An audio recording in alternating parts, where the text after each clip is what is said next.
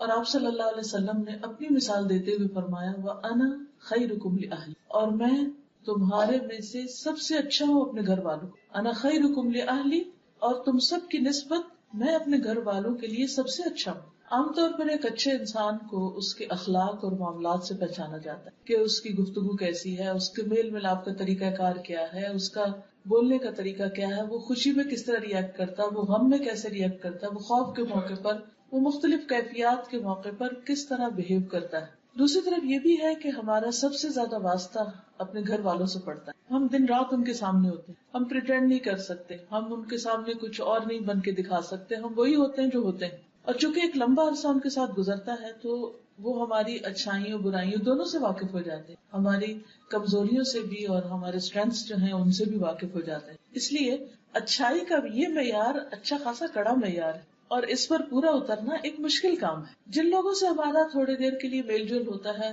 اگر ان کی کوئی بات بری بھی لگ جائے تو ہم عام طور پر درگزر کر جاتے ہیں اور کہتے ہیں تھوڑی دیر کی تو بات ہے، چلو چھوڑو جانے دو. اگرچہ جب باتیں بری پختہ ہو جائیں تو وہاں بھی انسان کچھ نہ کچھ دوسرے کو تکلیف دے ہی دیتا ہے، لیکن خصوصی طور پر جب انسان کسی ایسے ماحول میں ہو کہ جہاں دن رات کا واسطہ ہے تو وہاں پر بہت ساری چیزیں برداشت کرنا بہت مشکل بھی ہو جاتا ہے. لیکن یہ ناممکن نہیں. اگر یہ ممکن نہ ہوتا تو نبی صلی اللہ علیہ وسلم یہ معیار نہ دیتے، یہ کرائیٹیریا نہ دیتے کہ کس طرح اپنے آپ کو پرکھو. حسن بصری کہتے ہیں کہ اللہ کے نزدیک پسندیدہ بندے وہ ہیں جو اپنے اہل و عیال کو سب سے زیادہ فائدہ پہنچانے والے ہیں. عموماً ہوتا یہ کہ جس کی طرف سے ہمیں تکلیف پہنچتی ہے پھر ہمیں اس کے ساتھ احسان کرنا بھی زیادہ مشکل لگتا ہے، اس کے ساتھ بھلائی کرنا بھی مشکل لگتا ہے. بڑی بڑی خیر و بھلائی تو کیا ہم ایک اسمائل پاس کرنا بھی اپنے لیے مشکل سمجھتے ہیں، جس سے گھر میں ناراضگی ہو، خصوصاً شوہر بیوی کے درمیان کے تعلقات، تو اس میں کتنا مشکل ہو جاتا ہے کہ اگر کوئی بات بری لگ گئی یا کسی بات پر ناراضگی ہو گئی تو پھر ہم دوبارہ جلدی سے اچھے ہو کر مسکراہٹ کا ہی صدقہ کر دیں. حالانکہ اگر اسی سے شروع کر لیں تو بہت سے معاملات آسان بھی ہو سکتے.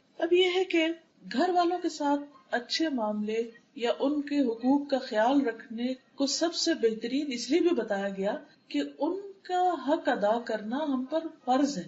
یعنی مرد پر فرض ہے کہ وہ اپنی بیوی کے نان نفقے کا خیال رکھے یا اس کو ایک پروٹیکشن فراہم کرے یا ایسا ماحول دے کہ جس میں وہ باعزت پرسکون زندگی بسر کر سکے. یہ شوہر کی ذمہ داریوں میں سے. اس لیے جب وہ اپنی یہ ذمہ داری پوری کرتا ہے تو اس کے لیے اجر بھی بڑا ہے. ابن عباس کہتے ہیں کہ نبی صلی اللہ علیہ وسلم نے فرمایا تم میں سب سے بہتر وہ ہے جو اپنی بیویوں کے لیے اچھا ہے.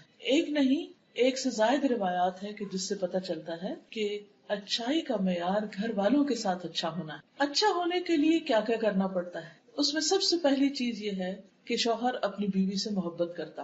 محبت تو اللہ ہی دلوں میں ڈالتا ہے، لیکن کوشش بھی کرنی پڑتی. اس کوشش میں پہلی چیز یہ ہوتی ہے کہ انسان دوسرے کی اچھائیوں پر غور کرے. اس کی برائیاں، اس کی کمزوریاں اگرچہ سامنے ہوں لیکن پھر بھی ان سے آنکھ بند کر لے اور جو دوسرے کی خوبیاں ہیں ان کو سامنے رکھے تو ایک دم دل بہتر ہو جائے گا. دوسرے کے احسان کو یاد رکھے. اور پھر خصوصاً اس وقت چونکہ خواتین میرے سامنے ہیں تو اس میں شوہر کی محبت حاصل کرنے کے لیے مطالبہ یا شکوہ یا شکایتیں یا ناراضگی یا ایٹیٹیوڈ دکھانا یا موڈ آف کرنا یہ فائدہ نہیں دیتا. وہاں دل جیتنا پڑتا ہے. جہاں مرد پر لازم ہے کہ وہ اپنی بیوی سے محبت کرے، بیوی کے لیے بھی لازم ہے کہ وہ شوہر کو سب سے زیادہ امپورٹنس دے، سب سے زیادہ اہمیت دے، حتیٰ کہ شوہر کے معاملے میں والدین کی بات بھی نہ مانے. شوہر کا درجہ اتنا بڑا ہے. خرابی کہاں سے ہوتی؟ صرف ایک طرف سے نہیں ہوتی، دونوں طرف سے ہوتی. بعض اوقات ہم اپنے کسی دکھ درد کو لے کے بیٹھے ہوتے کہ ہمارا فلاں مطالبہ پورا نہیں ہوا یا ہم نے کہا تھا چیز لانے کے لیے کرنے کے لیے وغیرہ وغیرہ تو وہ نہیں ہماری بات مانی گئی، یا یہ ہے کہ ہماری بے عزتی کر دی گئی ہمارے پیرنٹس کے سامنے یا بہن بھائیوں کے سامنے، یا کوئی بھی شکایت ہو سکتی. شکایت کے 100 پہلو، یہ سب تو اپنی جگہ ہے. لیکن حقیقت یہ ہے اس کے باوجود ان چیزوں کو درگزر کر کے انسان اگر تھوڑی دیر کے لیے ان کو کنٹرول کر لے، جیسے شفا کے لیے کڑوی دوا بعض اوقات بہت ناگزیر ہو جاتی، اسی طرح باہمی تعلقات کو اچھا کرنے کے لیے ایسی باتوں کو پی جانا بہت فائدہ دیتا ہے. اس سے انسان کی قدر اور زیادہ بڑھ جاتی. اس لیے تالی دونوں ہاتھوں سے بجتی ہے، دونوں کو ہی ایک دوسرے کی قدر کی ضرورت ہے. لیکن شوہر اگر اس معاملے میں پہل کر لے، کیونکہ وہ قوام ہے، اس نے گھر کا نظام درست کرنا، تو معاملات جلد درست ہو سکتے، زیادہ بہتر ہو سکتے. اور پھر اس معاملے میں ہم دیکھتے ہیں کہ نبی صلی اللہ علیہ وسلم کا اسوہ حسنہ کیا ہے. عمرو بن العاص کہتے ہیں کہ میں نے نبی صلی اللہ علیہ وسلم سے دریافت کیا کہ آپ کو سب سے زیادہ محبت کس سے ہے؟ فرمایا عائشہ سے۔ سچ بولا آپ نے اور اس محبت کا اظہار بھی کیا۔ تو انہوں نے پھر پوچھا اچھا مردوں میں سے کس سے؟ تو آپ نے فرمایا اس کے والد سے۔ اس کے بعد انہوں نے مزید بھی پوچھا تو آخر میں وہ کہتے ہیں کہ اس سے اچھا تھا میں یہ سوال نہ ہی کرتا، کیونکہ آپ صلی اللہ علیہ وسلم نے تو اس معاملے میں بالکل جو درست بات تھی، جو اپنی درست فیلنگس تھی وہ بتائی۔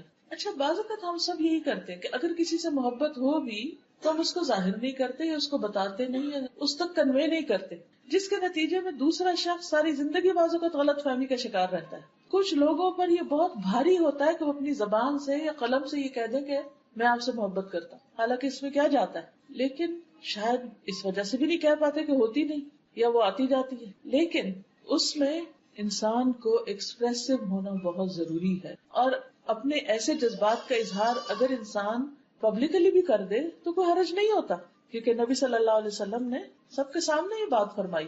حضرت عائشہ کہتی ہیں کہ رسول اللہ صلی اللہ علیہ وسلم قبرستان بقیع سے واپس تشریف لائے تو میرے سر میں درد تھا، میں نے کہا ہائے میرا سر پھٹا جا رہا ہے، آپ نے فرمایا تمہارا نہیں بلکہ میرا سر پھٹا جا رہا ہے۔ پھر فرمایا عائشہ اگر تم مجھ سے پہلے فوت ہو گئی تو تمہیں کوئی نقصان نہ ہوگا، تمہارے سارے کام میں خود کروں گا، تمہیں غسل دوں گا، تمہیں کفن پہناؤں گا، تمہاری نماز جنازہ پڑھاؤں گا اور تمہیں خود دفن کروں گا۔ اب شدید درد تھا آپ کو، اور آپ کو معلوم ہے کہ نبی صلی اللہ علیہ وسلم کا درد دوسرے انسانوں کے مقابلے میں دگنا ہوتا تھا۔ اس درد کے عالم میں، اس تکلیف کے عالم میں، جبکہ حضرت عائشہ کو بھی تکلیف ہے، آپ کیا فرماتے ہیں؟ اپنے کیئر اینڈ کنسرن شو کرتے ہیں، کیونکہ جب انسان بیمار ہوتا ہے نا تو موت بہت یاد آتی، اور آپ بقیع سے واپس آ رہے تھے، قبرستان سے واپس آ رہے تھے، تو اس موقع پر حضرت عائشہ کو کس قدر تسلی دیتے کہ میں صرف دنیا میں نہیں بلکہ تمہارے فوت ہونے کے بعد بھی تمہارے سارے کام کروں گا اور خود کروں گا۔ یہ جملہ کتنا بہترین جملہ ہے۔ ہم لوگوں کے یہاں عام طور پر موت کا ذکر کرنا برا سمجھا جاتا ہے، اور اگر کوئی شوہر ان الفاظ میں محبت کا اظہار کر دے تو وہ بیوی الٹا لے گی اور کہے گی اچھا تم میرے مرنے کے انتظار میں ہو۔ بہرحال یہاں بھی آپ دیکھیے کہ الفاظ سے اظہار ہے، اور بعض اوقات صرف محبت نہیں بلکہ کیئر، کنسرن، خصوصاً اگر کوئی بیمار ہو، اگر شوہر بیمار ہو یا بیوی بیمار ہو یا تکلیف میں ہو۔ عام حالات میں تو ٹھیک ہے، ہر کوئی اچھی بات کر سکتا ہے، لیکن بیماری کی حالت میں، دکھ درد کی حالت میں اچھے الفاظ منہ سے نکالنا اور مشکل ہو جاتا ہے۔ حضرت عائشہ فرماتی ہے کہ میں حیض کی حالت میں پانی پیتی اور برتن نبی صلی اللہ علیہ وسلم کو دے دیتی، یعنی گلاس جس میں بھی پانی پیتی، آپ اسی جگہ سے منہ رکھ کر پانی پیتے جہاں سے میں نے منہ رکھ کر پانی پیا ہوتا تھا۔ یہ بھی محبت کے اظہار کا ایک طریقہ ہے۔ میں ہڈی سے گوشت کھا کر نبی صلی اللہ علیہ وسلم کو دے دیتی، یہ گوشت میں کھا لیتی، ہڈی آپ کو دے دیتی، آپ اسی جگہ سے کھاتے جہاں سے میں نے کھایا ہوتا تھا۔ یہ محبت کے چھوٹے چھوٹے انداز ہیں، جسچرز ہیں کہ جس سے باہم ایک بانڈنگ سمجھ میں آتی ہے، نظر آتی۔ پھر محبت میں یہ نہیں کہ کبھی کبھار انسان چند ڈائلاگز بول دے، بلکہ دوسرے کو کیئر کنسرن کے علاوہ ٹائم بھی دے۔ وقت دینا ایک بہت اہم چیز ہے، کتنے بھی مصروف ہو۔ کیا ہم میں سے کوئی یہ کہہ سکتا ہے کہ میری مصروفیت تو نبی صلی اللہ علیہ وسلم سے بھی زیادہ ہے؟ نعوذ باللہ، کوئی بھی نہیں۔ لیکن اس کے باوجود آپ دیکھیے کہ آپ صلی اللہ علیہ وسلم اپنے گھر میں وقت دیا کرتے تھے، اور آپ کی ایک سے زائد ازواج تھی، اور آپ روزانہ ہر ایک کو وزٹ کرتے۔ تھوڑی دیر کے لیے سوچئے، اگر آپ کو دن میں 9 لوگوں کے پاس جانا پڑے تو کیا حال ہو؟ جا کے ان سے صرف اتنا ہی پوچھے کہ کیا حال ہے، کیسی؟ امپاسبل۔ ایک عام انسان تو اپنا ایک گھر کا خیال نہیں کر سکتا، کیونکہ ازواج کے چیمبرز الگ الگ تھے۔ پھر اسی طرح یہ ہے کہ خوشی کے موقع پر، تفریح کے موقع پر بھی خیال رکھتے۔ حضرت عائشہ کہتی ہے کہ ایک مرتبہ عید کے دن رسول اللہ صلی اللہ علیہ وسلم کے سامنے کچھ حبشی کرتب دکھا رہے تھے، کھیل کھیل رہے تھے۔ میں نبی صلی اللہ علیہ وسلم کے کندھے پر سر رکھ کر انہیں جھانک کر دیکھنے لگی، ابھی ایک پبلک کی جگہ ہے، تو نبی صلی اللہ علیہ وسلم نے اپنے کندھے میرے لیے جھکا دیے کہ اور آسانی ہو جائے۔ میں آپ کے کندھوں پر سے انہیں دیکھتی رہی، اور جب دل بھر گیا تو واپس آ گئی۔ تو آپ نے مجبور نہیں کیا کہ نہیں تم ادھر ہی کھڑی رہو، آزادی بھی دی، اور جب وہ پاس کھڑے ہو کر دیکھنا چاہتی تھی تو اتنی دیر فیسلٹی بھی دی، آسانی بھی فراہم کی۔ کتنے مواقع ایسے ہوتے ہیں کہ ہم لوگ ایز اے فیملی گھروں سے باہر جاتے ہیں، وہ اصل ٹیسٹ کا وقت ہوتا ہے، جب آپ کسی پکنک پہ ہوں یا کسی ایسی جگہ پر ہوں تو اس موقع پر عموماً مشکل ہو جاتی ہے، کیونکہ ہر ایک تھک جاتا ہے، یا کوئی پھر اپنی مرضی سے بیٹھنا اٹھنا چاہتا ہے، کھانا چاہتا ہے، نہیں کھانا چاہتا، تو بعض اوقات ہم دوسرے کو بہت مجبور کر دیتے ہیں کہ نہیں جو ہم چاہ رہے ہیں ویسا تم کرو، اس کی زندگی کو کنٹرول کرنے لگتے ہیں، تو اس سے دوسروں کے لیے بڑی مشکل ہو جاتی۔ محبت کا یہ مطلب نہیں ہوتا کہ کسی کو انسان پوزیس کر لے، یہ کانسیپٹ بہت غلط ہے کہ اس کی آزادی چھین لے۔ ہم کیا چاہتے ہیں محبت میں کہ بس جس شخص سے ہم نے محبت کر لی وہ ہمارا غلام بن جائے، وہ کھائے بھی ہماری مرضی سے، پیے بھی ہماری مرضی سے، اٹھے بھی بیٹھے بھی. ہمیں اگر ٹی وی دیکھنا تو وہ لازمی ٹی وی دیکھے، اور اگر وہ ٹی وی دیکھنے میں ساتھ نہیں دے رہا تو پھر اس کو ہم سے محبت ہی نہیں. عام طور پر مردوں کو یہی شکایت ہوتی ہے نا بیوی، ان کو اخبار کا شوق ہوتا ہے، ٹی وی کا شوق ہوتا ہے، خبروں کا ہوتا ہے، دنیا بھر کی سیاست کا ہوتا ہے. عورتوں کے ان موضوعات سے عام طور پہ دلچسپی نہیں ہوتی. تو پھر وہ بعض اوقات یہ ہوتا ہے کہ وہ کہتے ہیں کہ جی کوئی کمپیٹیبلٹی نہیں، بیوی کو کچھ سمجھ نہیں.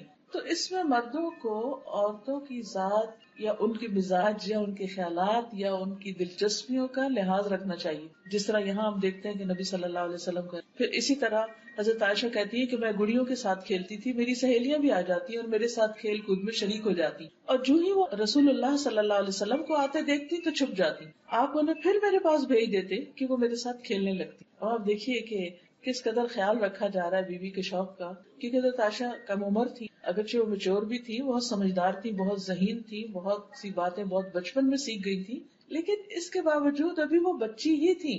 آپ نے دیکھا ہوگا نا کئی بچے بہت چھوٹی عمر میں قرآن حفظ کر لیتے ہیں اور بہت سمجھدار اور میچور ہو جاتے ہیں، لیکن وہ اپنا کام بھی کرتے ہیں اور پھر تھوڑی دیر کے بعد کھیل کود میں بھی لگ جاتے ہیں. تو ہم ان سے کیا ایکسپیکٹ کرتے ہیں کہ بس اب یہ ہر چیز بڑوں کی طرح بہیو کرے. نہیں، ضروری نہیں ہوتا، کیونکہ ہر ایج کے کچھ تقاضے ہوتے ہیں، کچھ پسند و ناپسند ہوتی، کچھ انسانی ضروریات ہوتی. نبی صلی اللہ علیہ وسلم سے بڑھ کر کون حکمت والا تھا اور کون نفس شناس تھا اور کون انسانوں کی ضروریات کا خیال رکھنے والا تھا، اور وہ اپنے گھر میں کیسے نہ رکھتے.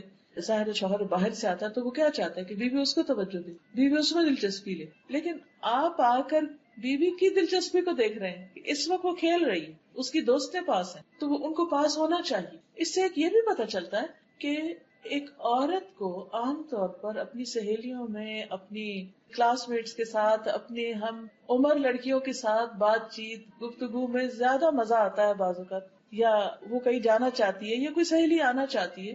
تو بہت دفعہ شادی کے بعد گھروں میں لڑائی جھگڑے اس لیے بھی ہو جاتے ہیں کہ شوہر ان کو کہیں جانے نہیں دیتے، کسی سے بات نہیں کرنے دیتے. اتفاق سے آج ہی ایک خاتون میرے پاس آئی ہوئی تھی تو کہنے لگی کہ میرے میاں شادی کے بعد 2 سال تک وہ نہ مجھے کہیں جانے دیتے، نہ فون پہ کسی سے بات کرنے دیتے. تو مجھے لگتا کہ میں تو پاگل ہو جاؤں گی، یعنی کہ کسی فیمیل فرینڈ کو بھی نہیں آنے دیتے. بعض اوقات ایسا بھی ہوتا ہے کہ خصوصاً اگر بچیاں باہر کے ملک میں شادی ہو کر جائیں، وہ بھی باہر سے ہی آئیں گی، وہاں نہ رشتے دار ہوتے ہیں، نہ کوئی اور جان پہچان کے لوگ ساتھ، آس پاس بھی نان مسلمز بعض اوقات نیبرہڈ میں ہوتے ہیں، ان کے کلچر میں بہت فرق ہوتا ہے، ان سے ملنا جلنا مشکل ہوتا ہے. انسان کی فطرت میں ہے کہ وہ دوسروں کے ساتھ گھلے ملے، مل جل کے رہے، دوسروں کے ساتھ میل ملاقات اس کا رہے.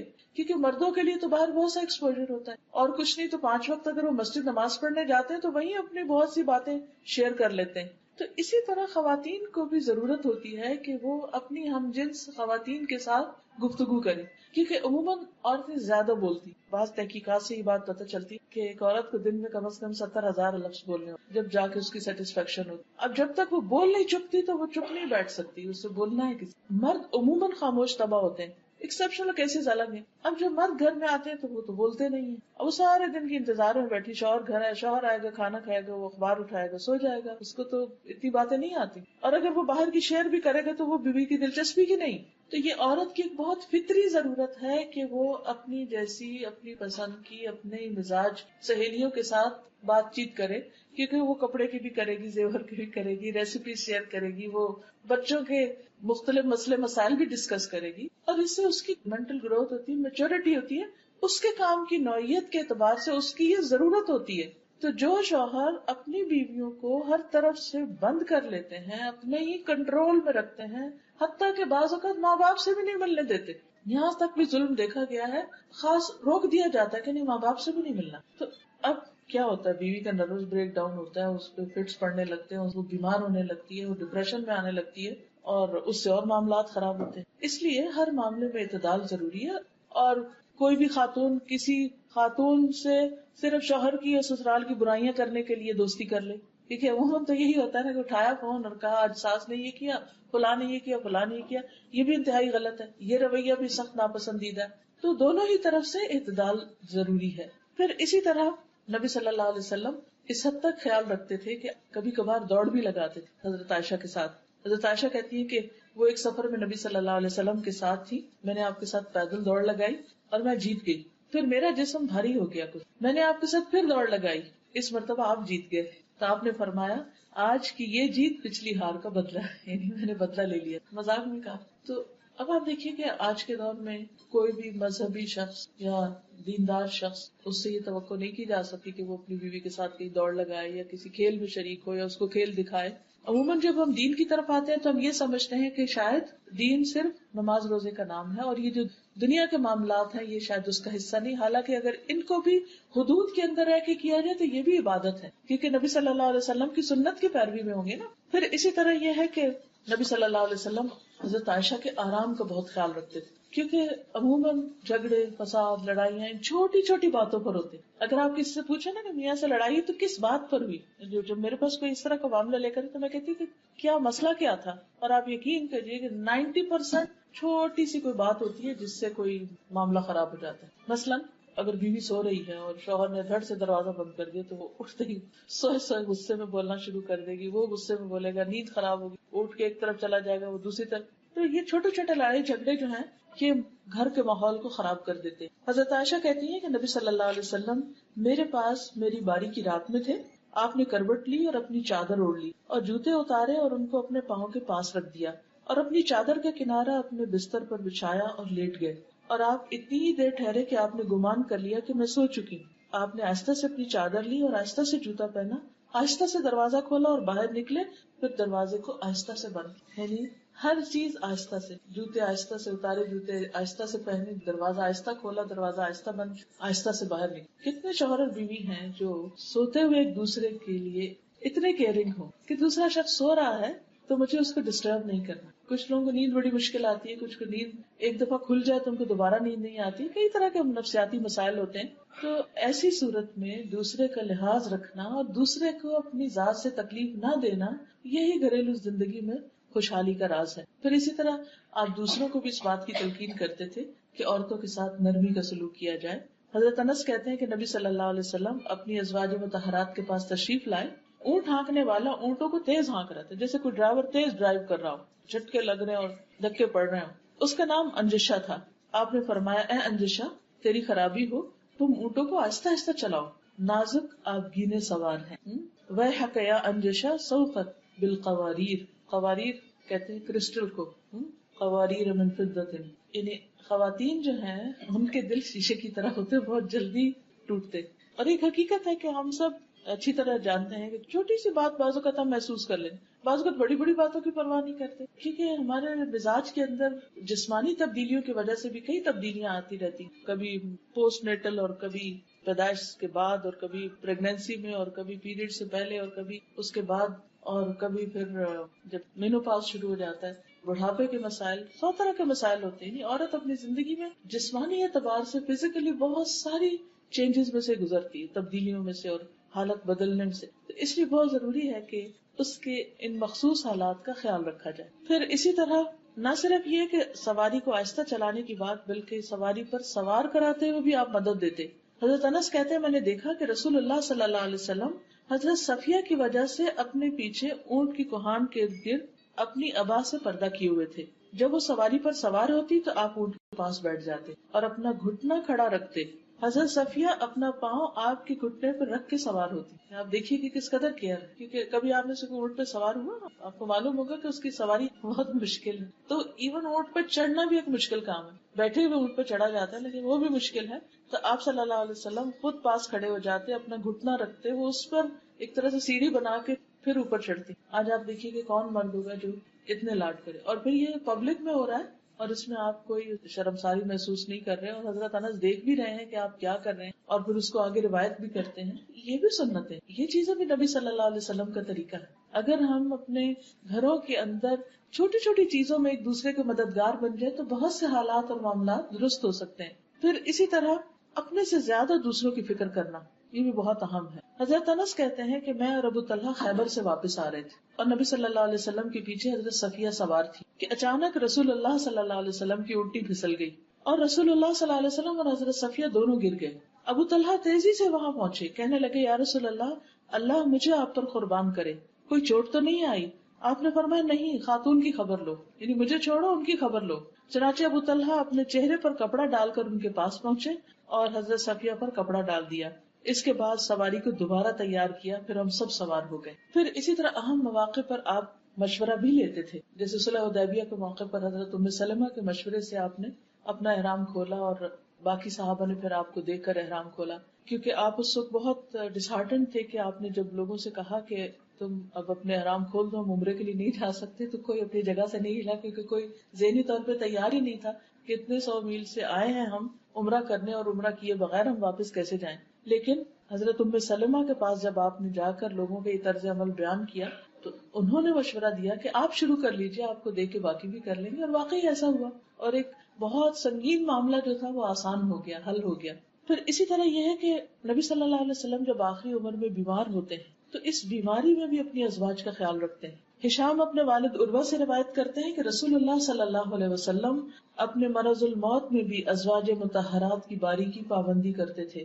البتہ یہ دریافت فرماتے کہ کل مجھے کہاں ٹھہرنا ہے، کل کو میں کہاں ہوں گا، کیونکہ آپ حضرت عائشہ کی باری کی خواہش مند تھے. حضرت عائشہ فرماتی ہیں کہ جب میرے یہاں قیام کا دن آیا تو آپ کو سکون ہو گیا، کیونکہ شاید اللہ کی طرف سے یہ حکم تھا کہ آپ وہیں پر ہی فوت ہوں گے اور وہیں پر دفنائے جائیں گے، اور پھر اللہ تعالیٰ نے ان کو یہ سعادت بخشنی تھی. بہرحال پھر اسی طرح یہ ہے کہ جب آپ بیمار تھے تو اس سے پہلے رات کو سوتے وقت کا جو عمل ہے کہ اپنے ہاتھوں پر تینوں کل پڑھ کر سارے جسم پر خود انسان دم کرے، ہم میں سے ہر ایک کو کرنا چاہیے، کیونکہ سوتے ہوئے انسان اپنے آپ سے بھی غافل، کوئی چیز آ کے کاٹ نہ جائے یا کوئی چیز آ کے نقصان نہ دے، تو وہ ایک طرح سے پوری حفاظت ہو جاتی. تو جب نبی صلی اللہ علیہ وسلم بیمار ہوئے تو آپ حضرت عائشہ کو کہتے کہ وہ پڑھیں یا وہ آپ کے اوپر ہاتھ پھیریں. حضرت عائشہ کہتی ہیں کہ نبی صلی اللہ علیہ وسلم اپنے گھر کے بعض بیماروں پر یہ دعا پڑھ کر دم کرتے اور اپنا دانا ہاتھ پھیرتے، اے اللہ لوگوں کو پالنے والے، تکلیف کو دور کر دے، اسے شفا دے، تو ہی شفا دینے والا ہے، تیری شفا کے سوا کوئی شفا نہیں، ایسی شفا کہ کسی قسم کی بیماری نہ رہ جائے. اب اس سے یہ پتہ چلتا ہے کہ آپ اپنے گھر والوں کے اوپر بیماری کے وقت میں ہاتھ پھیر کر دم کیا کرتے. اس کا کیا فائدہ ہے؟ کیونکہ جو بیمار ہوتا ہے وہ ایک طرح سے اپنے آپ کو تنہا محسوس کرتا ہے، تکلیف میں محسوس کرتا ہے، تو ہاتھ کا جو ٹچ ہے اور ہاتھ پھیرنا جو ہے اس کے اوپر، یہ اس کے لیے باعث تسکین ہوتا ہے. حضرت عائشہ ہی کہتی ہے کہ رسول اللہ صلی اللہ علیہ وسلم کے گھر والوں میں سے جب کوئی بیمار ہوتا تو آپ معوذات پڑھ کر اس پر پھونک مارتے. پھر اسی طرح آپ گھر والوں کے لیے دعا بھی کرتے.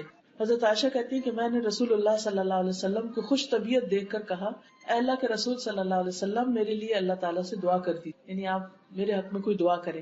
آپ نے فرمایا، اے اللہ عائشہ کے پہلے اور پچھلے اور اعلانیہ اور مخفی سب گناہ بخش دے.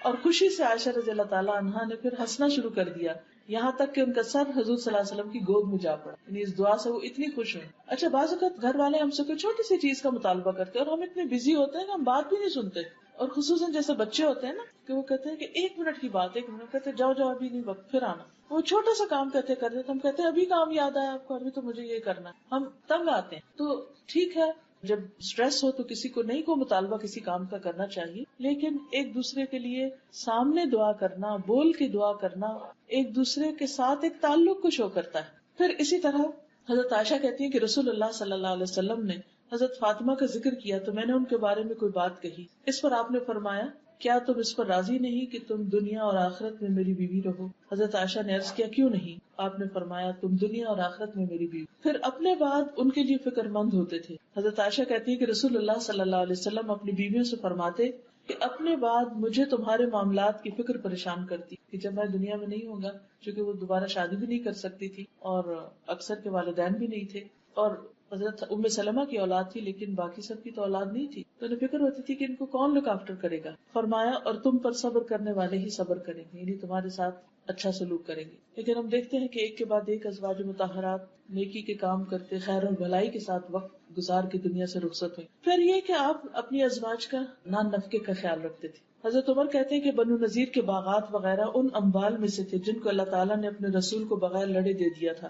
یہ اموال خاص طور سے رسول اللہ صلی اللہ علیہ وسلم کے تھے، جن میں سے آپ اپنی ازواج مطہرات کو سالانہ نفقہ کے طور پر بھی دیتے اور باقی ہتھیار اور گھوڑوں پہ خرچ کرتے تاکہ اللہ کے راستے میں جہاد کے لیے ہر وقت تیاری رہے. یعنی جو آپ کا مال تھا اس میں سے آپ نے سب کا باقاعدہ ایک طرح سے نفقہ مقرر کر رکھا تھا. تو اس سے ہی پتہ چلتا ہے کہ شوہر چاہے بیوی کو روزانہ کچھ دے، چاہے ہفتہ وار دے، چاہے مہینے میں دے، چاہے سال میں دے، کچھ بھی دے، لیکن اس کی ذمہ داری ہے کہ وہ بیوی کی ضروریات کا خیال رکھے، اور اس میں کھانے کپڑے کے علاوہ بھی اس کی اپنی پسند سے کوئی چیز لینے کے لیے بھی اس کو اجازت دے. داؤد بن قیس کہتے ہیں کہ میں نے ازواج نبی کے حجروں کو دیکھا، یہ کھجور کی چھڑیوں کے تھے، گھاس وغیرہ سے ڈھکے ہوئے تھے، اور میرا خیال ہے کہ حجرے کی چوڑائی دروازے سے دیوار تک 6-7 ہاتھ ہوگی، لمبائی اندر سے 10 ہاتھ اور بلندی 7 اور 8 کے مابین یا اسی کے قریب، بس اتنے گھر تھے۔ پھر اسی طرح گھر والوں کے لیے اچھا ہونے کا مطلب صرف یہ نہیں کہ ان کو عیاشی کرائی جائے یا ان کے ساتھ صرف اچھا اخلاق برتا جائے، بلکہ ان کے ساتھ اچھا ہونے کا مطلب یہ کہ ان کی آخرت کی بھی فکر ہو۔ بعض اوقات ہم ان کی دنیا کا اتنا خیال رکھنے لگتے ہیں کہ پھر ان کی آخرت بھول جاتے ہیں۔ تو حقیقی خیر خواہ اور مخلص اپنے بچوں کا، اپنی بیوی کا وہی ہو سکتا ہے جو ان کی آخرت کی فکر کرے۔ ہم سب کو بھی اپنا اپنا جائزہ لینا چاہیے کہ ہم اپنے بچوں کی یا گھر والوں کی دنیا کے لیے تو بہت غمگین ہوتے ہیں، اس کی تو بہت فکر کرتے ہیں، لیکن عام طور پر آخرت کے بارے میں غافل ہو جاتے ہیں کہ وہ کس طرف جا رہے ہیں۔ اور کیوں؟ ہم کہتے نہیں یہ مائنڈ کریں گے، یہ برا نہ مان جائیں۔ اگر شادی شدہ اولاد ہو تو ہم کہتے ہیں کہ ہم سے میل ملاپ ہی نہ ختم کر دیں، آنا ہی نہ چھوڑ دیں، تو اس لیے ہم ان کو نصیحت نہ کریں، بس ٹھیک ہے جس حال میں ہمیں اپنی شکل دکھاتے رہیں۔ نہیں، وہ ناراض ہو یا خوش ہوں، کچھ بھی ہوں، ان کی آخرت کی فکر کرنا ضروری ہے، لازم ہے، چھوٹے بھی ہوں تب بھی، بڑے بھی ہوں تب بھی، عمر کے ہر حصے میں ضروری۔ اور اس کے لیے آپ دیکھیں کہ نبی صلی اللہ علیہ وسلم نے جہاں نان نفقہ مقرر کیا وہاں گھر والوں کو قناعت کی عادت بھی ڈالی اور اس کے ساتھ جائز فرمائشوں کو پورا بھی کیا۔ حضرت جابر کہتے ہیں کہ رسول اللہ صلی اللہ علیہ وسلم نرم دل آدمی تھے۔ حضرت عائشہ جب بھی آپ سے کسی چیز کی فرمائش کرتی تو آپ اس کو پورا کر دیتے تھے۔ اب دوسری طرف یہ یاد رکھیے کہ حضرت عائشہ کی فرمائشیں کوئی ناجائز نہیں ہوتی تھی۔ کسی بھی عورت کو اپنے شوہر کی وسعت سے بڑھ کے اس سے فرمائش نہیں کرنی، جتنا وہ کماتا ہے جتنی اس کی وسعت ہے، کیونکہ جیسے نان نفقے کے علاوہ مہر کے بارے میں بھی قرآن مجید میں کیا بتایا گیا، علی الموسع قدرہ وعلی المقتر قدرہ، وسعت والا اپنے اندازے کے مطابق خرچ کرے اور تنگ دست اپنے اندازے کے مطابق۔ پھر اسی طرح آپ دیکھیے کہ نبی صلی اللہ علیہ وسلم صرف ازواج نہیں بلکہ ان کی جو سہیلیاں تھیں ان کا بھی خیال رکھتے، خاص طور پر حضرت خدیجہ رضی اللہ تعالیٰ عنہا۔ حضرت عائشہ کہتی ہے کہ جب آپ بکری ذبح کرتے تو آپ فرماتے کہ اس کا گوشت خدیجہ کی سہیلیوں کو بھی بھیج دو، یعنی وہ تو دنیا میں نہیں، ان کی بہن ایک تو تھی حالہ، لیکن سہیلیوں کا بھی اپنا ایک مقام ہے۔ والدین کے ساتھ صلہ رحمی میں سے ایک بات یہ ہے کہ والدین کے دوستوں کے ساتھ بھی اچھا سلوک کیا جائے۔ عام طور پر ہم جب بڑے ہو جاتے ہیں، اپنے مسائل اور بچے اور گھر بار شروع ہو جاتا ہے تو ہم ایسے رشتوں کو اور ایسے تعلقات کو بھول جاتے ہیں۔ ٹھیک ہے اگر قریب ہوں تو انسان زیادہ بھی دیکھ سکتا ہے، لیکن اگر دور دراز بھی ہوں، مثلاً آپ کسی خاص شہر میں گئے ہیں اور وہاں آپ کے والدین کے کوئی رشتے دار ہیں، دوست ہیں، تو آپ کو ان سے ملاقات کی کوشش کرنی چاہیے، بھلے سال میں ایک دفعہ، 5 سال میں ایک دفعہ یا کبھی کبھار ہی، لیکن کوشش کرنی چاہیے، کیونکہ صلہ رحمی جو ہے وہ انسان کی عمر بڑھاتی، انسان کے رزق میں برکت کا باعث ہے۔ حضرت انس کہتے ہیں کہ نبی صلی اللہ علیہ وسلم کے پاس کوئی چیز لائی جاتی تو آپ فرماتے فلاں عورت کو دے آؤ، جو حضرت خدیجہ کی سہیلی تھی، فلاں عورت کو دے آؤ، وہ خدیجہ سے محبت کرتی تھی۔ سوچئے کہاں تک کیئر اور کنسرن ہے۔ حضرت عائشہ کی سہیلیوں کو تو کھیلنے کے لیے کہتے تھے کہ آپ آؤ اور کھیلو، حضرت خدیجہ جو فوت ہو چکی تھی ان کی سہیلیوں کو ہدیے وغیرہ بھجوایا کرتے تھے۔ پھر اسی طرح یہ ہے کہ حد الوسع گھر کا ماحول خوشگوار رکھنے کی کوشش کرتے تھے، پھر گھر کے کام کاج میں تعاون کرتے تھے۔ گھر والوں کے لیے انسان یا کسی کے لیے بھی بہتر اسی وقت ہو سکتا ہے جب وہ اس کے کاموں میں مددگار ہو۔ اگر کوئی شخص آپ کے کاموں میں آ کے الٹا رکاوٹ ڈال دے اور کہ مجھے آپ سے بہت محبت ہے لیکن بس آپ میرے پاس بیٹھے رہے، کام کوئی نہ کرے، یہ کس قسم کی محبت؟ یہ تو دشمنی جو محبت کے نام پہ کی جا رہی ہے، دوسرے کو بیکار کر کے رکھ دیا جائے۔ کیونکہ بعض لوگ جب آ جائیں تو نہ وہ خود کچھ کرتے نہ کرنے دیتے۔ اس کے برعکس بہت سے لوگ ایسے ہوتے ہیں کہ جو دوسروں کا بہت خیال رکھتے ہیں اور ان کے کاموں میں لگ جاتے ہیں۔ نبی صلی اللہ علیہ وسلم حالانکہ مردوں کے اوپر فرض تو نہیں ہے کہ گھر کے کام کرے، لیکن وہ گھر آ کر آرام سے بیٹھ نہیں جاتے اور صرف آرڈر نہیں کرتے رہتے تھے، اچھا آپ چائے لے آؤ، پانی لے آؤ، فلاں لے آؤ، بیوی کو خادمہ کی طرح نہیں ٹریٹ کرتے تھے۔ اسود کہتے ہیں کہ میں نے حضرت عائشہ سے پوچھا نبی صلی اللہ علیہ وسلم اپنے گھر میں کیا کیا کرتے تھے؟ انہوں نے کہا آپ اپنے گھر کے کام کاج یعنی گھر والوں کی خدمت کیا کرتے تھے، اور جب نماز کا وقت ہوتا تو فوراً کام چھوڑ کر نماز کے لیے چلے جاتے۔ آپ دیکھیے کہ کچھ چیزیں ایسی ہوتی ہیں کہ جو کسی محبت بڑھانے یا اچھے تعلقات کے لیے، اچھے بول، کھانا پینا مہیا کرنا، دوست احباب کے ساتھ میل جول، سوشلائزنگ، یہ سب چیزیں بھی، لیکن اس کے ساتھ ساتھ جو بہت اہم بات ہے کہ ضرورت کے وقت مدد بھی۔ ہمارے یہاں تو اگر کوئی مرد گھر میں تھوڑا سا بھی کام کرے تو وہ زن مرید کہلانے لگتا ہے، یا پھر وہ کرتا ہی نہیں ہے کہ دوسرے کہیں گے کہ دیکھو ہم اپنے گھر میں تو نہیں کرتا تھا، بیوی آئی تو سب کام کرنے، کیونکہ کئی دفعہ لڑکے ماں باپ کو تو فار گرانٹیڈ لیتے ہیں اور ماں باپ کی محبت بھی ایسی ہوتی ہے، کہتے ہیں اچھا تم بیٹھو میں خود ہی کر لوں. لیکن جب انسان کی شادی ہوتی ہے تو پھر ذمہ داریاں بیٹی کی بھی بڑھ جاتی ہیں، بیٹے کی بھی بڑھ جاتی ہیں. تو ایسی صورت میں اگر وہ اپنی کسی ذمہ داری کو پورا کرنے کے لیے بچے کو اٹھا لیا یا بیوی کا کوئی کام کر دیا یا اس کو باہر کہیں لے گیا یا اس کا کوئی خیال رکھا، تو دوسرے گھر والوں کو بھی اس کے اوپر تعاون کرنا چاہیے. ہمارے یہاں عام طور پر اس کو مائنڈ کیا جاتا ہے، یعنی پاکستانی کلچر میں، تو یہ درست نہیں ہے. حضرت عائشہ سے کسی نے پوچھا کہ رسول اللہ صلی اللہ علیہ وسلم گھر میں ہوتے تو کیا کرتے تھے؟ انہوں نے کہا کہ نبی صلی اللہ علیہ وسلم بھی انسانوں کی طرح انسان تھے. وہ اپنے کپڑوں کو صاف کرتے تھے، بکری کا دودھ دھو لیتے اور اپنے کام خود کرتے. ایک اور روایت میں آتا ہے آپ جوتا سلائی کر لیتے، قمیص کو خود پیبند لگاتے اور فرماتے جس نے میری سنت سے اعراض کیا وہ مجھ سے نہیں. یعنی اس چیز کو بھی انہوں نے اپنی سنت بتایا کہ اپنا کپڑا استری کر لیں یا اپنے کپڑے نہانے کے بعد فرش پر پھینکنے کی بجائے واشنگ باسکٹ میں ڈالیں. یہ چھوٹے چھوٹے کام عموماً آپ دیکھیے کہ یہ جو چھوٹی چھوٹی چیزیں ہوتی ہیں بعض اوقات بیویاں انہی سے بہت خوش ہو جاتی. مثلا شوہر نے صبح اٹھ کر اپنا کمبل خود طے کر دی تو آپ دیکھیں گے کہ بیوی کے دل کا حال کیا ہوگا. وہ کہے گی نہیں چھوڑیے میں خود ہی کر لوں گی. لیکن اگر وہ نہ کرے اور چھوڑ کے اٹھ جائے تو پھر اس کو خیال آئے گا کہ اتنا بھی نہیں میری مدد ہو سکتی. یعنی اگر شوہر تھوڑی سی بھی محبت دکھائے تو بیوی اس سے کئی گنا زیادہ دکھائے گی، کیونکہ عورت کی فطرت میں ہے یہ کیئر ہے، محبت ہے، خدمت ہے. یہ اللہ نے اس کے اندر رکھ دی ہے ایک خاندان کے نظام کو اچھا چلانے کے لیے. پھر اسی طرح آپ صلی اللہ علیہ وسلم اپنے کپڑے کو پیبند بھی لگا لیتے اور سی بھی لیتے. اب تو یہ کام عورتوں کو بھی نہیں آتا، تو آپ سوچیے کہ ہم کتنے پیچھے ہیں. پھر اسی طرح گھر والے جو کھانا دیں اس پہ راضی ہو جاتے. جابر کہتے ہیں کہ نبی صلی اللہ علیہ وسلم نے اپنے گھر والوں سے سالن طلب کی، سالن لاؤ. انہوں نے کہا ہمارے پاس سوائے سرکے کے کچھ نہیں. آپ نے سرکہ منگوا لیا، اس سے روٹی کھانی شروع کر دی. فرمانے لگے بہترین سالن سرکہ، بہترین سالن سرکہ. اچھا اب آپ دیکھیے دوسری طرف کیا ہوتا ہے، سبزی لا کے بھی نہیں دی، پیسے بھی نہیں دیے، گیس کا بل نہیں پے کیا وہ بھی کٹ گئی، اور اگر کھانا نہیں بنا تو بھی ذمہ دار. یعنی اسباب ریسورسز فراہم نہیں کیے اور پھر بھی انڈرسٹینڈنگ نہیں کہ بھائی اس کا قصور نہیں. یعنی بعض اوقات ایسی ایکسپیکٹیشن ہوتی ہے کہ ہر قیمت پر ہر صورت میں کرنا ہی کرنا ہے، جہاں سے مرضی کرو. اور ان عورتوں پر تو بہت ہی رحم آتا ہے جو بیچاریاں سارا دن محنت کر کے آتی ہیں اور شوہر پیسے چھین کے نشہ کرنے لگے. ابو ہریرہ کہتے ہیں کہ نبی صلی اللہ علیہ وسلم نے کبھی کسی کھانے میں عیب نہیں نکالا، کبھی کسی کھانے میں عیب نہیں نکالا. اگر آپ کو پسند ہوتا تو کھا لیتے ورنہ چھوڑ دیتے. پھر اسی طرح مشکل وقت میں بیوی کو دلاسا دینا، اس کے آنسو پوچھنا، یہ بھی نبی صلی اللہ علیہ وسلم کی سنت سے ملتا ہے. حجۃ الوداع کے موقع پر حضرت صفیہ کا اونٹ بدک گیا اور وہ رونے لگی. رسول اللہ صلی اللہ علیہ وسلم کو معلوم ہوا تو تشریف لائے اور اپنے ہاتھ سے ان کے آنسو پوچھنے لگے. اب دیکھیے حج کا موقع، ہزاروں کا مجمع، اور آپ لوگوں کو تعلیم دے رہے ہیں، خذوا انی مناسککم، مجھ سے اپنے مناسک سیکھ لو. اور اتنے میں آپ کو خبر ملتی کہ آپ کی بیوی کا اونٹ بدک گیا ہے اور وہ رو رہی ہیں اور آپ سب کو چھوڑ کر آ کر ان کے آنسو پوچھ رہے ہیں. یہ وقت ہوتے ہیں جب کسی کا دل جیتا جا سکے. دوسری صورت کیا ہے، بیوی روتی رہے، صبح روئے شام روتی رہے لیکن پوچھنا نہیں. اس معاملے میں بعض اوقات عورتیں بہت زیادتی کرتی، وہ جب رونے پہ آتی ہیں تو چپ ہی نہیں کرتی. ایک اور روایت میں صفیہ کے بارے میں ملتا ہے جب وہ رونے سے چپ ہی نہیں کر رہی پھر آپ نے ان کو چھوڑ دیا، کیونکہ کئی دفعہ ایسا تھا نا کہ روتے ہوئے آنسو پہنچتے تو اور رونا آ جاتا. پھر اسی طرح یہ ہے کہ بیوی کے مسائل اور مشکلات میں ساتھ دینا. حضرت عائشہ کہتی ہے کہ ہم آپ کے ساتھ کسی سفر میں تھے، جب ہم مقام بیضاء پہ پہنچے تو میرا ہار کھو گیا. رسول اللہ صلی اللہ علیہ وسلم اس کی تلاش میں وہیں ٹھہر گئے اور لوگ بھی آپ کے ساتھ ٹھہرے، پورا قافلہ ساتھ ہے، سب کو ٹھہرا دیا ہار تلاش کرنے اور ایک دفعہ نہیں ڈانٹا. جب وہ قافلہ ٹھہر گیا تو حضرت ابوبکر آ گئے، انہوں نے آ کے حضرت عائشہ کو ٹوکے لگائے کہ تمہاری وجہ سے سارا قافلہ رکا ہوا، سب کا حرج ہو رہا ہے. لیکن پھر اس پر تیمم کی آیات اور وہ سب کچھ نازل ہوا اور وہ اتنا مسلمانوں کے لیے خیر کا باعث بنا. پھر یہ ہے کہ بعض اوقات بیوی تھک جاتی ہے، کوئی اور وجہ ہو جاتی ہے، موڈ آف ہو جاتا ہے، تو اس کو ایشو نہیں بنا لینا چاہیے، کبھی ناراض ہونے کا موقع دینا چاہیے. کیونکہ عورت کے جو کیفیات ہوتی ہیں وہ مردوں سے بہت مختلف ہوتی ہیں. تو بعض اوقات چونکہ وہ مختلف ہوتی ہیں، وہ اس ایکسپیرینس سے گزرے نہیں ہوتے، وہ سمجھتے ہی نہیں کہ ایسا کیوں ہو رہا ہے. حضرت عائشہ کہتی ہے کہ رسول اللہ صلی اللہ علیہ وسلم نے فرمایا جب تم مجھ سے راضی ہوتی ہو تب بھی مجھے پتہ چل جاتا ہے اور جب ناراض ہوتی ہو تب بھی پتہ چل جاتا ہے. حضرت عائشہ نے کہا وہ کیسے؟ آپ نے فرمایا جب تم مجھ سے راضی ہوتی ہو تو کہتی ہو محمد کے رب کی قسم، اور جب ناراض ہوتی ہو تو کہتی ہو ابراہیم کے رب کی قسم. حضرت عائشہ نے عرض کیا ہاں اللہ کے رسول صلی اللہ علیہ وسلم، واللہ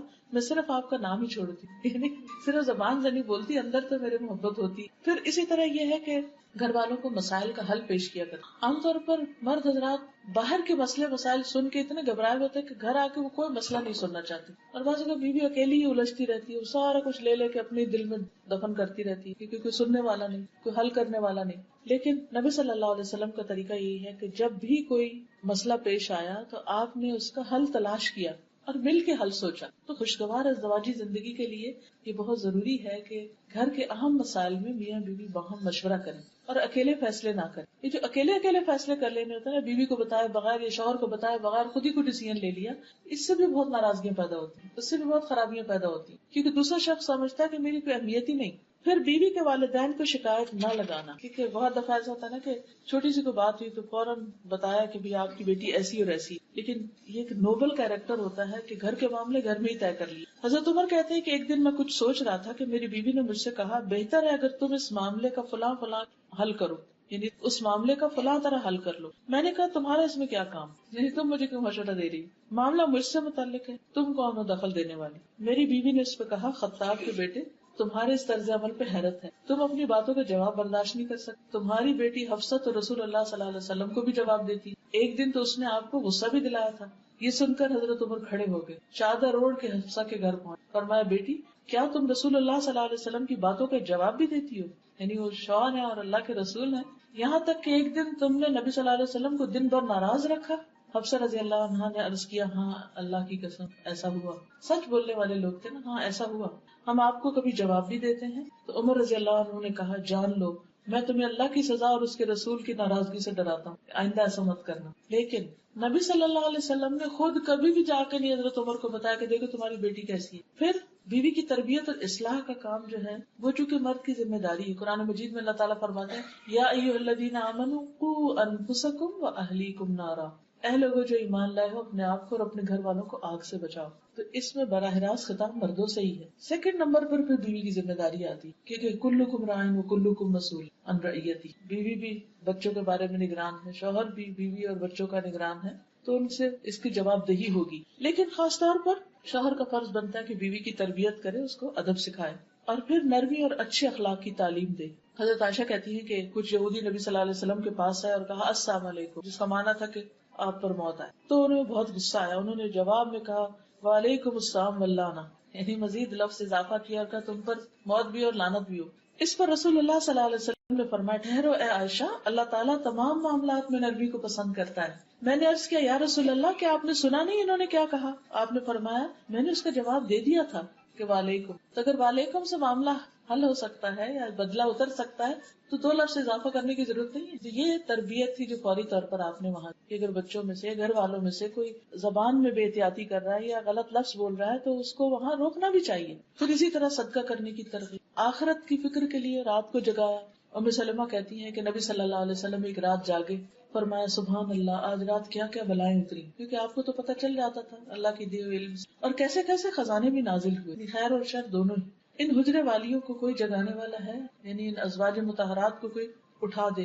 افسوس کہ دنیا میں بہت سے کپڑے پہننے والی عورتیں آخرت میں ننگی ہوں گی. یعنی تہجد صرف مردوں کے لیے نہیں، نیکی اور عبادت مردوں کے لیے نہیں عورتوں کے لیے بھی. اور آخرت کا لباس کیا ہے؟ آخرت کا لباس دنیا کا اچھا عمل. پھر اسی طرح اچھا مرد جو ہوتا ہے وہ گھر کے اوور آل حالات پر بھی نظر رکھتا ہے کہ گھر میں کیا لٹک رہا ہے، کیا ڈیکوریشن ہو، کیا پہنا جا رہا ہے، کیا پک رہا ہے، کیا طور طریقے ہیں، کوئی چیز خلاف شریعت تو نہیں ہو رہی.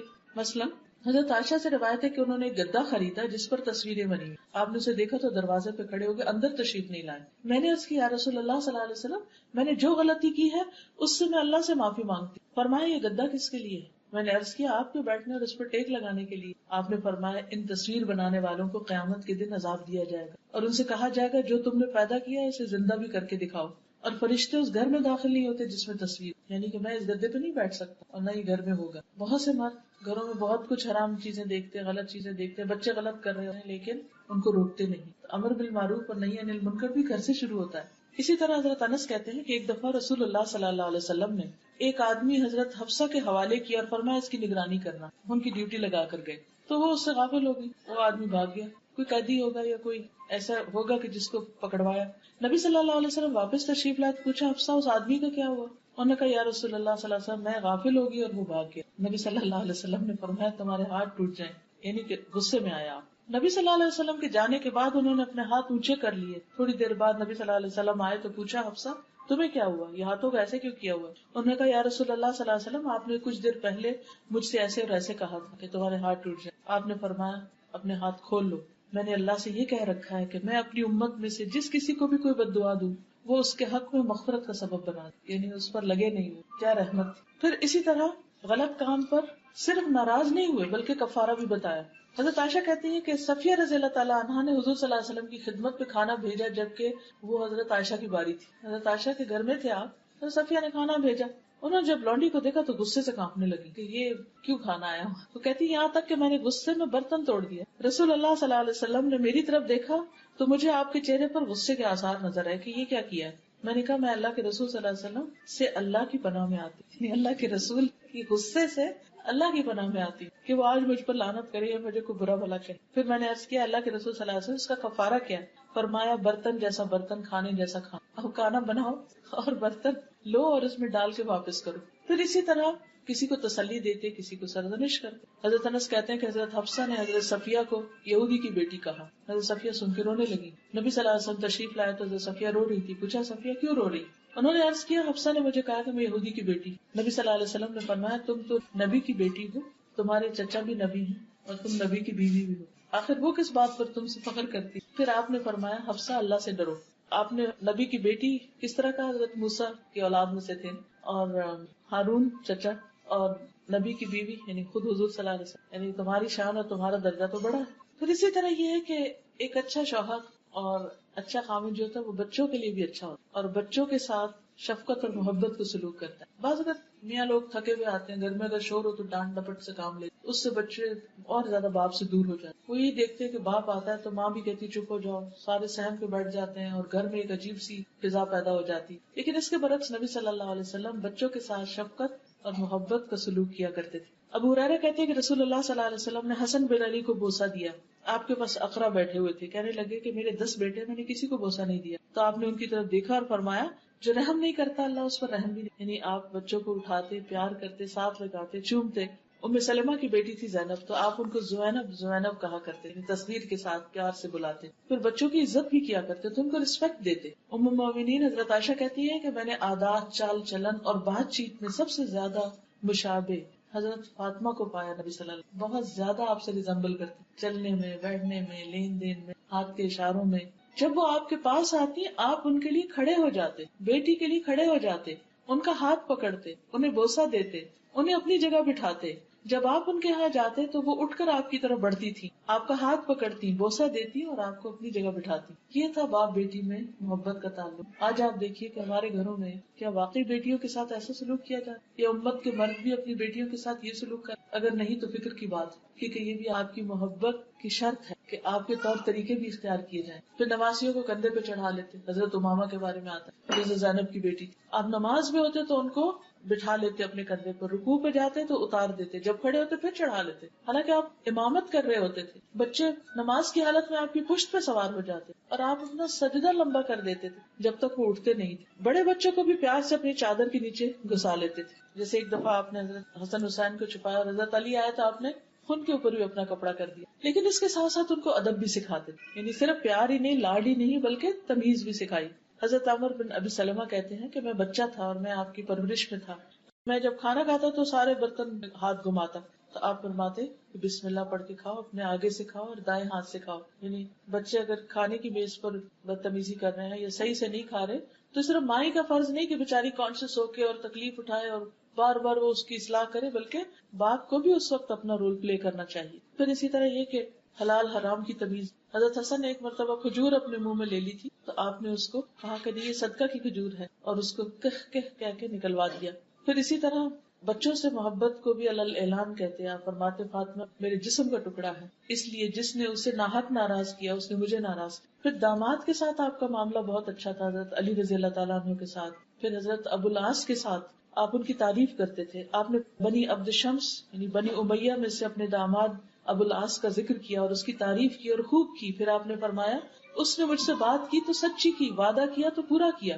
پھر اسی طرح حضرت علی رضی اللہ تعالیٰ عنہ ایک دفعہ حضرت فاطمہ سے ناراض ہو کر تو مسجد میں جا کے سو گئے، تو آپ صلی اللہ علیہ وسلم فوراً اٹھے اور خود جا کر ان کو تلاش کیا دیکھا تو وہ زمین پر لیٹے ہوئے ہیں اور ان کے جسم پر مٹی بھی لگ چکی ہے.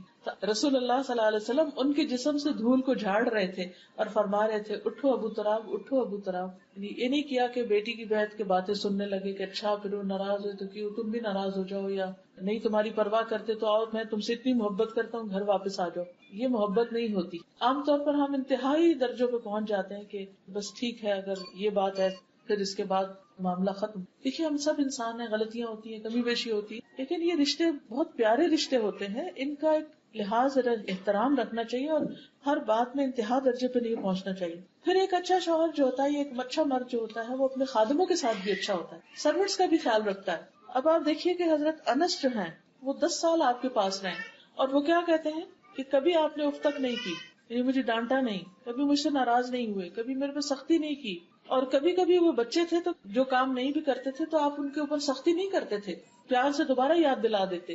جیسے بچوں کو کام کرنا کہتے اچھا کرتے پھر بھول جاتے ہیں، پھر ہم ڈانٹتے اچھا تم نے سنا نہیں تھا. حضرت انس کہتے ہیں کہ میں 9 سال آپ کی خدمت میں رہا، مجھے نہیں یاد کہ آپ نے کبھی مجھ سے کہا کہ تم نے ایسا ایسا نہیں کیا، اور نہ کبھی کسی چیز کے بارے میں مجھ پر عیب لگایا. پھر کسی کام کے غلط ہونے پر ملامت نہیں کرتے تھے. حضرت انس کہتے ہیں کہ میں نے نبی صلی اللہ علیہ وسلم کی خدمت کی، اس دوران اگر مجھے کسی کام کا حکم دیا اور مجھ سے لیٹ ہو گیا یا وہ کام نہیں کر سکا تو آپ نے مجھے کبھی ملامت نہیں کی. اگر اہل خانہ میں سے کوئی شخص ملامت کرتا تو آپ فرماتے اسے چھوڑ دو، اگر تقدیر میں یہ کام لکھا ہوتا تو ضرور ہو جاتا، یعنی ٹیک اٹ ایزی.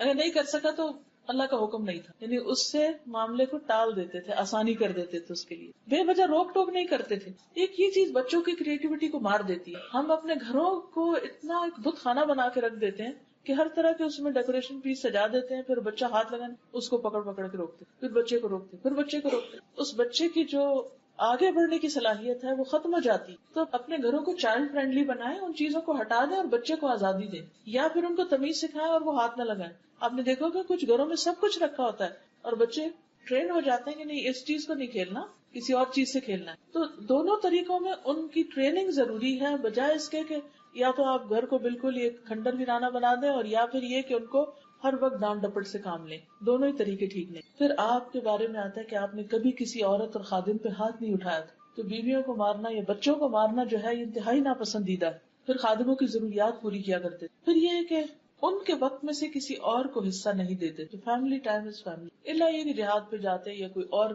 ضروری کام ہوتا. حضرت عائشہ کہتی کہ ایک رات آپ نے فرمایا عائشہ مجھے چھوڑو کہ میں آج رات اپنے رب کی عبادت کروں. میں نے کہا مجھے آپ کے پاس رہنا بھی پسند ہے اور آپ کی خوشی بھی پسند ہے. تو آپ اٹھے، وضو کیا، نماز پڑھنے کھڑے ہو گئے اور آپ نے مسلسل رونا شروع کیا، یہاں تک کہ آپ نے اپنی گود تر کر لی، یعنی اتنا روئے کہ آپ کے کپڑے تر ہو گئے. کہتی ہے کہ آپ نماز میں بیٹھے روتے رہے روتے رہے. حضرت عائشہ کہتی ہے کہ پھر آپ برابر روتے رہے یہاں تک کہ زمین بھی تر کر لی، اتنا روئے. اتنے میں بلال رضی اللہ عنہ نے آپ کو فجر کی نماز کے لیے بلایا. انہوں نے جب آپ کو روتے ہوئے دیکھا تو عرض کیا اللہ کے رسول آپ رو کیوں رہے ہیں؟ آپ کے تو اگلے پچھلے سارے گناہ معاف ہو چکے ہیں. فرمایا کیا میں اللہ کا شکر گزار بندہ نہ بنوں؟ نعمتوں کی شکر گزاری پر بھی رونا چاہیے. آج ہی رات مجھ پر ایک آیت نازل ہوئی، تباہی اس کے لیے جو اسے پڑھے اور اس پر غور و فکر نہ. ان فی خلق السماوات. پھر آپ دیکھیں کہ گھر والوں کے بیچ میں ہوتے ہوئے آپ کی سب سے زیادہ دعا یہ ہوتی تھی کہ یا مقلب القلوب ثبت قلبی علی دین. اور حضرت ام سلمہ کہتی ہے کہ آپ اکثر یہ دعا کرتے تھے، یعنی آپ کی یہ دعا سب سے زیادہ ہوتی. اب ام سلمہ رضی اللہ تعالیٰ عنہا نے یہ دعا سنی. گھر والوں کے بیچ میں کیوں؟ اس لیے کہ انسان جب اپنے پیاروں کے بیچ میں ہوتا ہے نا تو اپنے آپ کو پروٹیکٹڈ محسوس کرتا ہے اور کمفرٹیبل محسوس کرتا ہے. تو اس وقت وہ جیسے کہتے ہیں نا کہ اپنی گلی میں کتا بھی شیر ہے، یعنی انسان اوور کانفیڈنٹ بعض اوقات ہو جاتا ہے. اور اس کانفیڈینس میں پھر بعض اوقات منہ سے غلط باتیں بھی نکل آتی ہیں. باہر ہم پھر بھی سنبھل کے بولتے ہیں، گھر والوں کے بیچ میں ہم بعض اوقات ایسے مذاق شروع کر دیتے جو حد سے بڑے ہوئے ہوتے ہیں. تو اس موقع پر بھی انسان کو بہت محتاط رہنا چاہیے اور اللہ سے ڈرتے ہوئے زندگی بسر کرنی چاہیے. نبی صلی اللہ علیہ وسلم گھر میں یہ دعا سب سے زیادہ مانگتے، یا مقلب القلوب ثبت قلبی علی دینک، کہ میرا دل گھر والوں کی محبت میں اس طرح نہ پگھل جائے کہ کوئی اللہ سبحانہ تعالیٰ کی فرما برداری میں یا عبادت میں یا اللہ کی طرف رجوع میں یا اس کے ذکر میں کسی قسم کی کمی آ جائے. تو اللہ تعالیٰ سے دعا ہے کہ گھروں کو بھی اپنی رحمتوں سے ڈھانپے اور ہمارے درمیان اتفاق اور محبت پیدا کرے اور ہمارے بچوں کے دلوں میں باہم اتفاق اور محبت رکھے. اور یہ جو شادی ہونے والی ہے اللہ تعالیٰ اس جوڑے کو بہت بہترین اور مثالی جوڑا بنائے اور ان کو نیک اولاد عطا فرمائے اور اپنے والدین کی آنکھوں کی ٹھنڈک بنائے اور دین و دنیا کی خوبیاں اور بھلائیاں نصیب فرمائے اور ہر طرح کے شر اور تکلیف اور بری تقدیر سے محفوظ رکھے اور اللہ تعالیٰ دنیا کے ساتھ ساتھ آخرت کو بھی بہت بہترین بنا دے. وآخر دعوانا الحمدللہ.